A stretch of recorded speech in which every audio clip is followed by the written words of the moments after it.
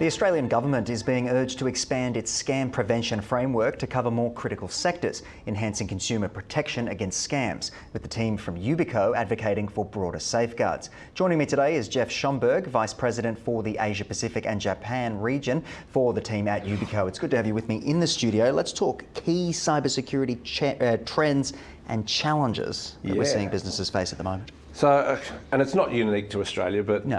Phishing scams are prevalent everywhere. Yeah. That's always been the case, but what we're seeing trend-wise is the rise of artificial intelligence, making those scams more convincing, making them easier to get out to and reach more people.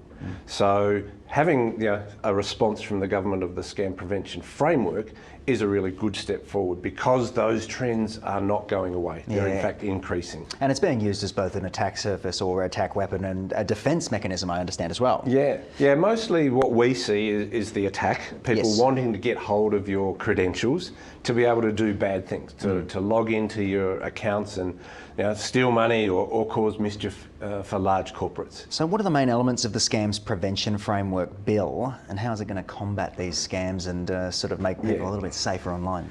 Yeah, look, I think from where it stands at the moment, the focus is going to be on three main sectors: banking and finance, telcos, and then online digital services, to try and protect us as consumers. And those are the areas where most of us have exposure as consumers. Banks, we've all got our telcos, and more we're all using social media platforms. So that's what's in scope for now.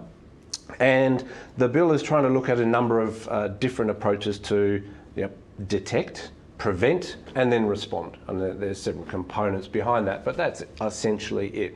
And where we're coming from at Yubico is we're looking at that prevent as the area of focus, because if you can stop people getting in the front door, you're stopping the majority. There is no point closing the gate once the horse is bolted, as it's been said, but why should the legislation here be expanded to include sectors like utilities, healthcare, education, and even retail as well? I guess that's connected to spend.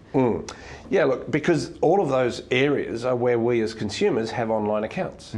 So the bad actors, they will go for the path of least resistance, a bit like water. It'll find it the easy way in. Good example. And if we're protecting our banking and finance and our telco accounts, well, what about our flybys or our other healthcare providers? If we're using weak username and password or phishable authentication in those areas, we all know we've got too many passwords. 110%. So we all reuse them. So my username and password that I use for my Telstra account, for example, Don't say it on air. No, didn't say that on air.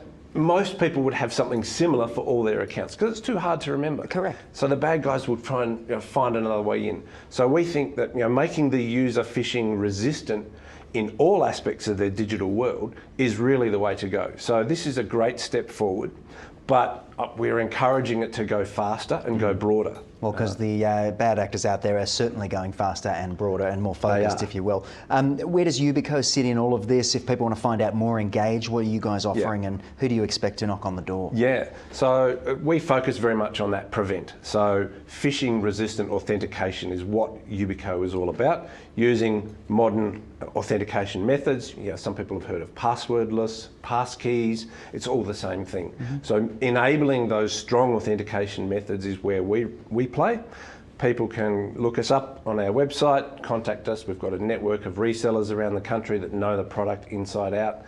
And really we're trying to make people aware that there are methods out there that can be exposed across all aspects of a consumer's digital life, and encouraging providers to take up that option to make us as consumers safe in all aspects of our world. Absolutely, every single aspect, all of those doors and gateways. Geoff, I want to thank you for joining me on the program and having a chat to me. It's always a timely one to speak about these things and keep the ball rolling. It is. So, thanks, Mike.